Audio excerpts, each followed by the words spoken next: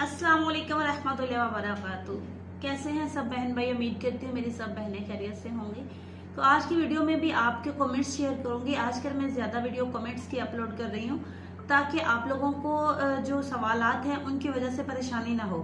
मैं अपने से वीडियो बना के अपलोड करती जाऊँ, लेकिन आपके जहन में जो सवाल है तो मेरा मतलब है कि मैं उस पर वीडियो बनाऊँ।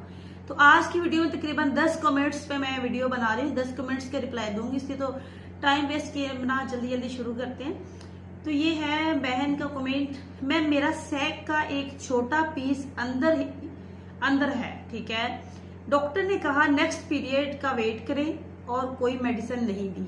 क्या ये खुद एक्सपेल हो जाएगा?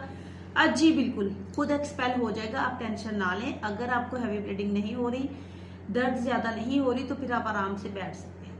अगले पीरियड्स तक ये खुद ब खुद एक्सपेल हो सकता है। हल्की फुल्की अगर आप मेडिसिन खा लें तो ज्यादा बेस्ट है, नुकसान नहीं है, ठीक है।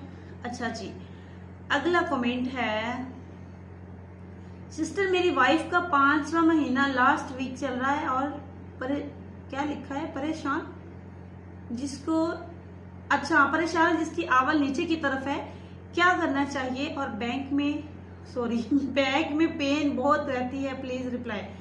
5वां महीना है, आवल नीचे है, बैक में पेन रहती है कमजोरी की वजह से। आवल जो नीचे है 5वें के बाद ये ऊपर चले जाती होती है। अगर आपके 5वें के बाद ऊपर नहीं गई, छोटे महीने में एक बार अल्ट्रासाउंड लाजमी करवाएं। आपको हेल्दी डाइट और हैवी काम से परहेज करना है। भारी काम नहीं करने, सीढ़ियां चढ़ना, आटा गूंदना, पानी उठाना, आटा गूंदने वक्त जोर लगाते हो नीचे बैठ के, ठीक है। तो कमर के बल ज्यादा देर बैठना, यानी कि जिसे पाँव के बल ज्यादा देर तक खड़े रहना, लंबा सफर करना, तो इन चीजों से आपको परहेज करना चाहिए। अगला कमेंट है,